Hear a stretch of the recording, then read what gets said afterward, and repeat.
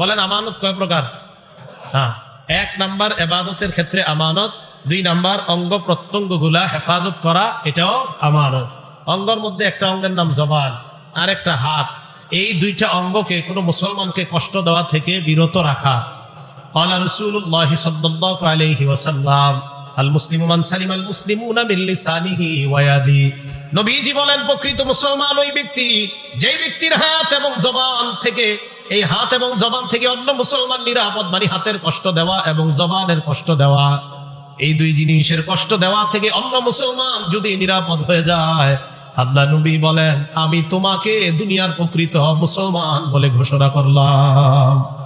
তাহলে এই অঙ্গ প্রত্যঙ্গ গুলা কষ্টদায়ক বস্তু থেকে তো আপনি হেফাজত নিজেকেও করবেন, আপনার দ্বারা যেন অন্য কেউ কষ্ট না পায়।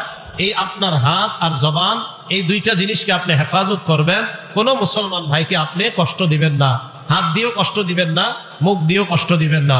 মুসলিম শরীফের বর্ণনা, আমাদের মাদ্রাসার পাঠ্যপুস্তক অনুযায়ী 2564 নাম্বার হাদিসের বর্ণনা। এই হাদিসের মধ্যে আসছে, ক্বালা রাসূলুল্লাহ সাল্লাল্লাহু আলাইহি ওয়াসাল্লাম, আল্লাহ নবী বলেন, লা তাহাসাদু, পরস্পর তোমরা হিংসা করবা না।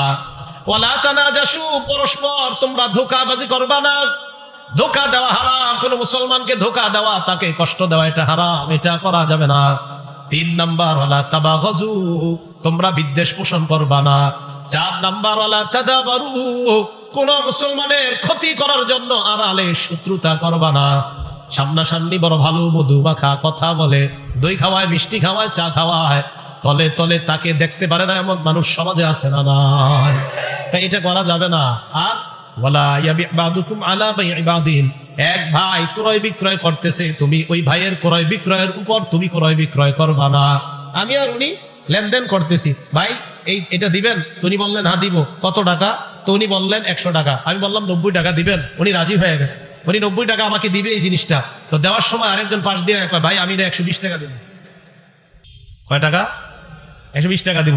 উনি আমার কয় কি, ভাই আপনি এক কাজ করেন, একটু বাজারটা ঘুরে আসেন, পরে দিই। আমার আর ওনার কিন্তু চুক্তি হয়ে গেছিল। এখন হঠাৎ আমার কয় কি, বাজার ঘুরে আসেন, বিসমিল্লাহ। আল্লাহুম্মা লাকাল হামদু ওয়া লাকাশ শুকরু।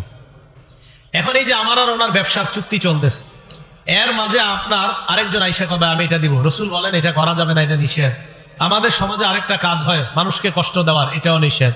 ওয়ালা ইয়াখতিব বাদুকুম আলা খিতবাতি আখিহি, এক ভাইয়ের বিয়ের প্রস্তাবের উপর তোমরা বিয়ের প্রস্তাব দিবা না, এটাও অন্যায়। বিয়ের প্রস্তাব দিছে এক মেয়েরে, দেওয়ার পর মেয়েটাকে বিয়ে করবে, ছেলে মেয়ে পুরা পরিবার, উভয় পরিবারের মধ্যে মোটামুটি কথা পাকাপাকি। এই মুহূর্তে একজন ঘটক এসে কয়, আপনার মেয়ের বিয়ে ঠিক হয়েছে শুনলাম? হ্যাঁ। ছেলে কি করে? বেতন মোটামুটি 80-90 হাজার টাকা ছেলের দিয়ে মেয়েটাকে ভালো জায়গায়।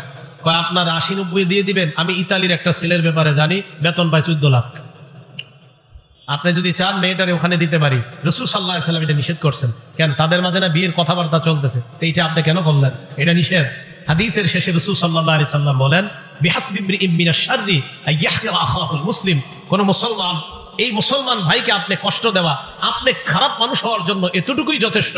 একটা মুসলমান ভাইকে আপনি তুচ্ছ তাচ্ছিল্য করা, কোন মুসলমানকে সামান্য কোনো বিষয়ে তুচ্ছ করা, এতটুকুই খারাপ হওয়ার জন্য আপনি যথেষ্ট। তো কোন মুসলমানকে এই জাতীয় কর্মের মাধ্যমেও কষ্ট দেওয়া যাবে না। তো এই কর্মগুলা হয়তো মুখ দিয়ে হবে, না হয় হাত দিয়ে হবে, না হয় আপনার পক্ষ থেকে কোনো ভাবে হবে। তো এই অঙ্গ প্রত্যঙ্গগুলা হেফাজত করার নাম হলো আমানত, আর অঙ্গ প্রত্যঙ্গগুলা গুনাহের কাজে ব্যয় করার নাম হলো খেয়ানত।